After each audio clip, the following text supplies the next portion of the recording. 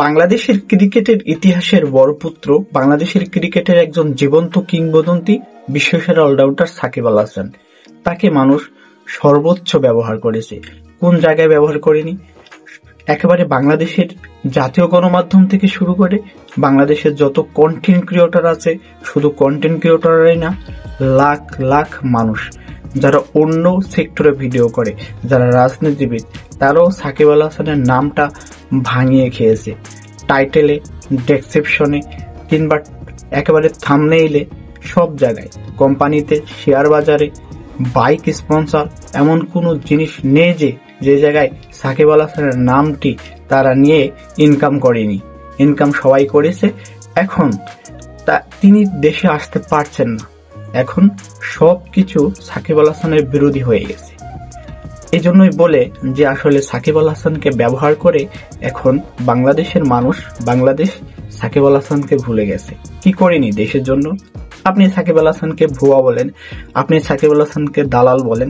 আচ্ছা, এই দালালটাই তো মাগুরাতে একটা মসজিদ করে দিয়েছিল 1 কোটি টাকা দিয়ে। তখন আপনারা জানেন না, মিডিয়াতে সাকিব আল হাসান মিডিয়াকে ডাকিয়েও নি, প্রেস কনফারেন্সও করেনি, কোনো কিছু করেনি। যখন রুবেল হোসেনের 15 লাখ টাকার দরকার চিকিৎসার জন্য, তার যে ব্রেনে ক্যান্সার হয়েছিল, তখন তিনি 15 লক্ষ টাকা দেন। তখন সাকিব আল হাসান কোনো ধরনের ভিডিও করেন নাই বা কোনো ধরনের কনফারেন্সও করেননি। যখন বঙ্গবাজারে সাকিব আল হাসান 20,000 টাকা দিয়েছিল, সেটা মানুষ না জেনেই তার টাকাতে থুতু মেরেছিল। কিন্তু সাকিব আল হাসান এটা একটা পথ দেখিয়েছিলেন যে সবাই যদি, বাংলাদেশের যত ধনী আছে সবাই যদি 20,000 করে টাকা দেয়, একটা হিউজ অ্যামাউন্ট। সাকিব আল হাসান মনোনীত করেছিলেন তাসকিনকে, তাসকিন আবার মুশফিককে, মুশফিক তামিমকে, তামিম মাহমুদুল্লাহকে।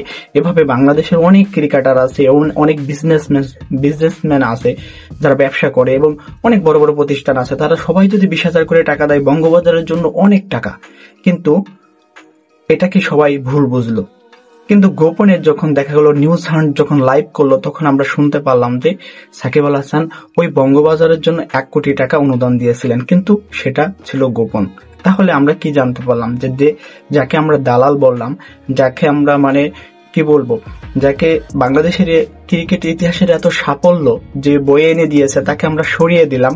সেই মানুষটা যদি একটু ইতিহাস ঘাটা যায়, আসলে দেখা যাবে তিনি একজন মানবিক ছিলেন, তিনি সহজ সরল ছিলেন। বাংলাদেশের মানুষ তাকে ব্যবহার করেছে। এটাই খালেদ মাসুদ পাইলট, হাবিবুল বাশার এবং রিসেন্টলি বিডি কিক টাইমকে নিশ্চিত করেছেন, 71কে নিশ্চিত করেছেন খালেদ মাহমুদ সুজন।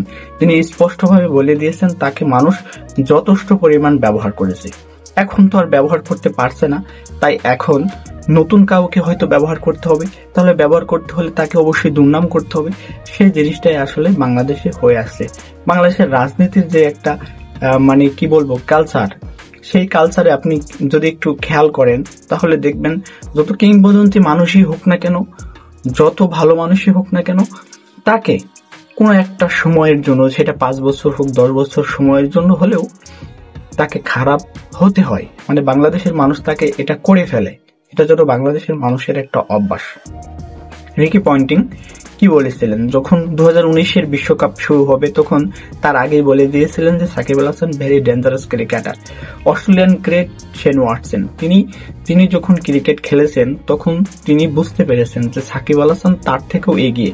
অর্থাৎ যখন শেন ওয়াটসন ছিলেন, শাহিদ খান আফ্রিদি ছিলেন, পাকিস্তানের হাফিজ ছিলেন, শোয়েব মালিক ছিলেন, এবং সাউথ আফ্রিকান গ্রেট, সর্বকালের অন্যতম সর্বশ্রেষ্ঠ অলরাউন্ডার জ্যাক ক্যালিস যাকে বলা হয়, তিনি থাকার সময়ও বিশ্বের অনেক বহু ক্রিকেটার, শ্রীলঙ্কার জয়সূরিয়া ছিল, আরো অন্যান্য ক্রিকেটার ছিল, ক্রিস গেইল ছিল, তাদেরকে টপকে যখন তিনি নাম্বার 1 অলরাউন্ডার হলেন পুরো পৃথিবীর ভিতরে, তখন বাংলাদেশের মানুষ তাকে নাম দিয়েছিল বাংলাদেশের জান, বাংলাদেশের প্রাণ সাকিব আল হাসান।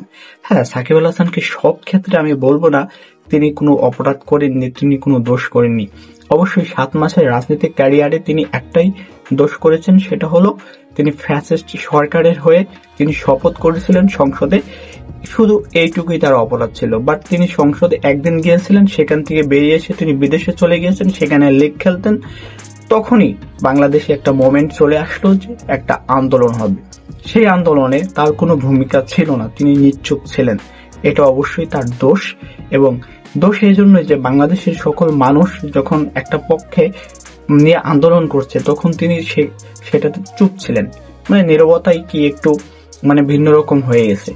তো তিনি আবার পরে ক্ষমাও চেয়েছেন জাতির কাছে যে তিনি আসলে তার যে রাজনৈতিক উদ্দেশ্য ছিল মাগুরাকে একটা উন্নত মানের করা, তিনি আগে ঘোষণা দিয়েছিলেন মাগুরাতে তিনি একটা ফ্রি ইন্টারনেটের ব্যবস্থা করবেন। আরো একটা লক্ষ্য ছিল তার যে বিসিবিতে যাওয়া, বিসিবি সভাপতি হতে পারলে ক্রিকেটের যে দুর্নীতি সেটা তিনি রোধ করার জন্য তিনি কিন্তু এগিয়ে আসেন।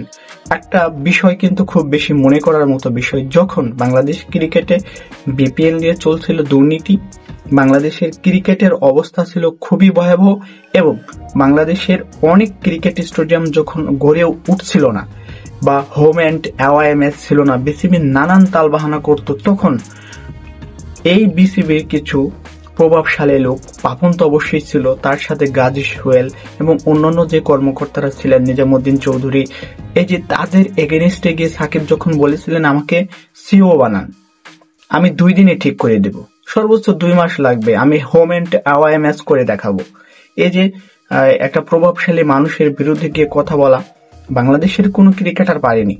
আপনি দেখান কোন ক্রিকেটার পেরেছে, সবাই কিন্তু সবার পিছনে ঘুরেছে, বাট কথা বলার সাহস কিন্তু কেউ পায়নি। একমাত্র তিনিই কিন্তু প্রতিবাদ করেছিলেন, ক্রিকেটারদের নিয়ে প্রতিবাদ করেছিলেন। এবং এর আগেও যে 2018 সালে একটা কোটা আন্দোলন হয়েছিল সেখানে তিনি একত্রতা প্রকাশ করেছিলেন। ভুল করে হলেও তিনি রাজনীতিতে চলে এসেছেন, বাট ক্ষমা চেয়েছেন। তাকে আপনারা আসলে কোনো ধরনের ক্ষমাই করতে পারলেন না। এটা খুবই আপসেট আমাদের বাংলাদেশের মানুষের জন্য।